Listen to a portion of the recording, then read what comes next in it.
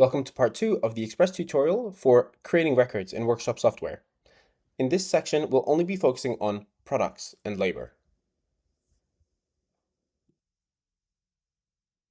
Let's head over to products. To create a new product, press the plus in the top right corner. Add an item code, such as Z123, and then add a description, such as oil filter. If it's not a real part, for example, if you're trying to add a non-inventory general oil filter line, just add the reference that you'd like to call it by.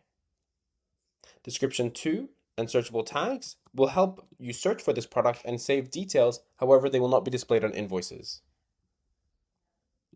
Product groups let you organize your sales reports and stock take in an improved fashion.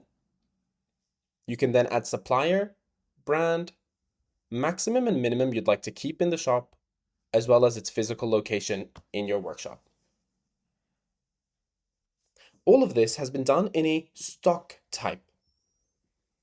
All products have different types. Stock, sublet, consumables, accessories, and tires work in the same way, where they have a quantity on hand and all of these other fields. Tires actually adds 3 more for tire information. For all of them, you can turn on this toggle called Don't Update Quantity if it's a non-inventory or service item.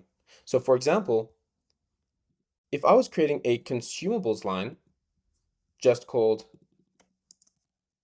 consumables, I would turn on Don't Update Quantity because I don't actually want to count how many times I've sold this. It's not a real part. It's just a general fee so that I can cover the cost of my rags, zip ties, and so on. However, if I was adding a specific part, such as an oil filter, I probably would like to keep my quantity on hand accurate, so I wouldn't toggle that option. If this product doesn't include tax or GST, you can turn on this toggle. This may be relevant in the US, where some states do not tax labor lines. And finally, at the bottom, we have retail price, which is what you're charging your customers. Cost, which is what it costs your business. You only need to fill in one of these, and when you press save, our system will fill in the other. And finally, there are alternate pricings. To find out more about those, please take a look at our longer form video on adding products and other records. If you add a comment, this will automatically add itself into the PDF invoice when the PDF is generated. This will appear directly under the line. And the same goes for a job card comment, however, just on the job cards. Now let's look at labor, as labor is quite different. It has a couple different options. Everything else looks the same, except now we have default labor type and service appearing here.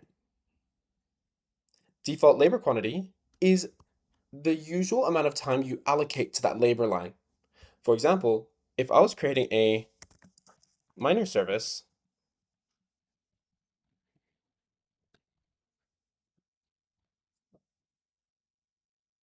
type of labor,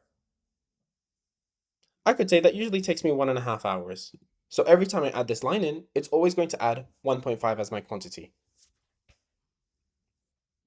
This service button tells our system I'm adding in a service type of labor. This is very important for our reminder system. You'll need to use service types of labor, and when you press process, it will automatically update the vehicles, a date field, which we already looked at today, and regular types of repairs, fittings, and other work needs to be performed under a regular type of labor where service is turned off. I hope that helps, and if you'd like more information on adding records, please watch the longer form video.